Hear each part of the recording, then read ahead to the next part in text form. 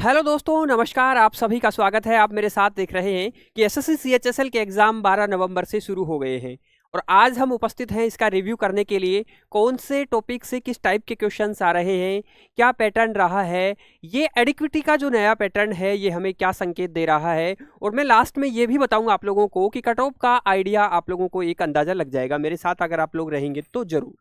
चलिए मैं सबसे पहले बात करूं टेक्निकल ग्लिच की। अभी तक जो रुझान आ रहे हैं उसमें ये देखने को मिला है कि टेक्निकल ग्लिच हमारे सामने अभी तक नहीं आई है। यानी ओवरऑल एग्जाम का रिव्यू जो है अगर टेक्निकल हिसाब से देखें तो अच्छा रहा है। जो पेन दिया जा रहा है, जो वहाँ की व्यवस्थाएं हैं, उनमें काफ़ी सारा इम्प्रूवमेंट, जो पिछली गतिविधियाँ हुई थी जो ठीक नहीं थी उनमें काफ़ी सुधार देखने को मिला है। तो हम ये कह सकते हैं कि टेक्निकल ग्लिच पर जो है बात हम नहीं करेंगे। दूसरा, आउट ऑफ सिलेबस पर भी हम बात नहीं करेंगे क्योंकि ऐसा कोई डिफाइन नहीं है। एज सच 12th लेवल तक और ग्रेजुएशन लेवल का मैटर जो आ रहा है वो लगभग सही ही आ रहा है, तो इस पर भी हम इन पॉइंट्स पर दोनों पर बात नहीं करेंगे। मैं आपको इससे ये भी पुष्टि कर रहा हूँ कि ऐसा कोई क्वेश्चन आपके एग्जाम में नहीं आ रहा है जिसे आप आउट ऑफ सिलेबस कहें या बहुत ज़्यादा मुश्किल कहें।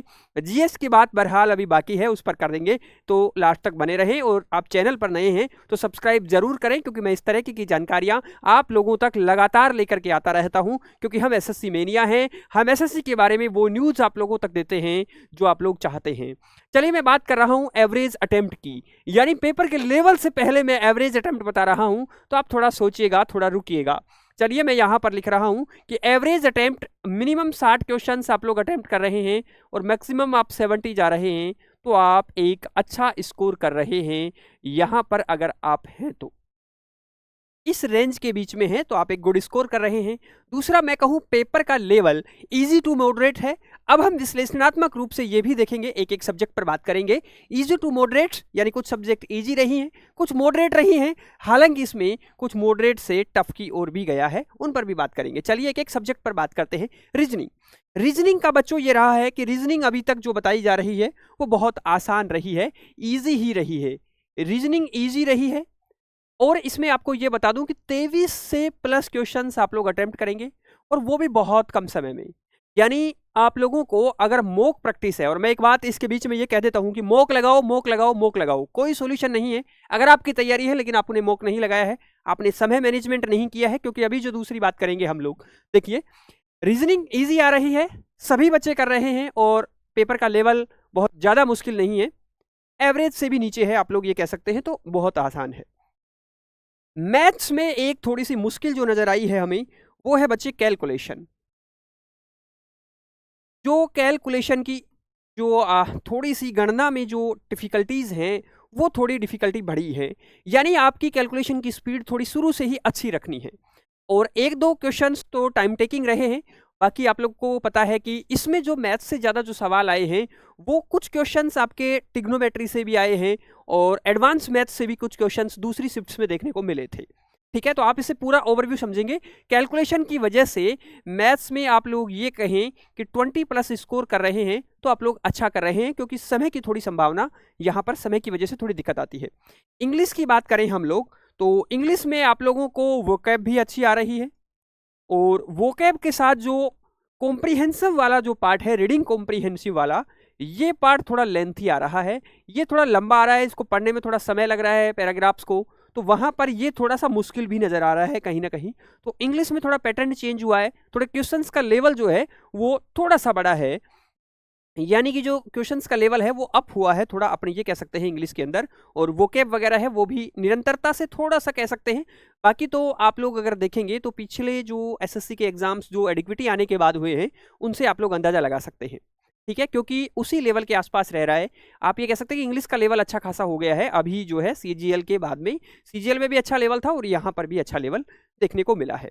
उसके बाद में बात करते हैं बहुत इंपॉर्टेंट जीके जीएस का, और ये इसी क्रम में है। रीजनिंग और मैथ्स के लिए आप जो है लास्ट टाइम में अभी सिर्फ आप क्या करेंगे बच्चे, रिवाइज करेंगे, फॉर्मूले रिवाइज करेंगे आप लोग। मैथ्स और रीजनिंग के लिए एज सच आपको ज़्यादा नहीं पढ़ना है, अभी आप लोग फोकस करेंगे इंग्लिश और जीके जीएस पर। जीके जीएस में आप लोगों को बता दूं कि यहाँ पर जो है, सबसे पहले मैं जीएस की बात कर लूँ, जनरल साइंस की, तो यहाँ पर बायोलॉजी से जो पोर्शन है उसमें से क्वेश्चंस आना शुरू हुए हैं। केमिस्ट्री फिजिक्स से तो बहुत कम है। हालांकि जो पिछले पेपर्स थे एसएससी के, अभी जो हालिया, पिछले का मतलब बहुत ज़्यादा पिछला नहीं है, अभी जो हुए हैं फेज 13 सीजीएल और ये जो एग्जाम्स हुए हैं उसमें बायोलॉजी का पोर्शन कम था, लेकिन फिर से देखने को मिला है। तो कहीं जो है साइंस को संजीवनी मिल रही है इस बार, तो अब साइंस पर भी टाइम देंगे। जीके की बात करूं तो बच्चों आपको कोर सब्जेक्ट पर फोकस रखना है। कोर सब्जेक्ट में आप लोगों की पॉलिटी हो गई है ना, और हिस्ट्री, इन दोनों सब्जेक्ट्स का जो वेटेज है वो लगातार अप होता जा रहा है, तो यहां पर भी यही देखने को मिला है। दूसरी बात, करंट अफेयर्स 2024 से लेकर के आप लोगों को पढ़नी है 24-25, दोनों वर्षों की आप लोगों को पढ़नी है करंट अफेयर्स, क्योंकि करंट अफेयर्स से भी काफी क्वेश्चंस पूछे जा रहे हैं। ये सारी बात है, और यहाँ पर आप मैक्सिमम 15 क्वेश्चंस भी अगर राइट कर रहे हैं तो आप बहुत अच्छी स्थिति में हैं। दूसरी बात आपको ये बता दूं कि ज़्यादा अटेम्प्ट करने के चक्कर में आप ये मत कर देना कि कहीं आप नेगेटिव मार्किंग कर दें, क्योंकि जीके यही धोखा दे रही है। ठीक है, मैंने आपको बता दिया है। पॉलिटी से भी क्वेश्चंस अच्छे आ रहे हैं, नंबर ऑफ क्वेश्चंस भी अच्छे आ रहे हैं। हाँ, थोड़ा स्टैटिक का वेटेज थोड़ा कम हुआ है, कल्चर से ज़्यादा आ रहे हैं, संस्कृति वाले जो टॉपिक हैं जो उनसे ज़्यादा आ रहे हैं, और पॉलिटी हिस्ट्री से भी जो एंशियंट हिस्ट्री है उसके भी आ रहे हैं। तो आप लोगों को, और पॉलिटी तो आप लोग ये सोचिए कि कॉन्स्टिट्यूशन वाला जो पार्ट है इससे पूरे से क्वेश्चंस आ रहे हैं। पूरे कॉन्स्टिट्यूशन को पढ़िए आप, संविधान की जो आपकी प्रस्तावना है, और उसके बाद में मूल अधिकार, मौलिक अधिकार, डीपीएसपी, और देशों के विभिन्न देशों से लिया गया है उसके बारे में, और इम्पोर्टेंट आर्टिकल, कॉन्स्टिट्यूशंस अमेंडमेंट्स जो हुए हैं वो सारे आ रहे हैं।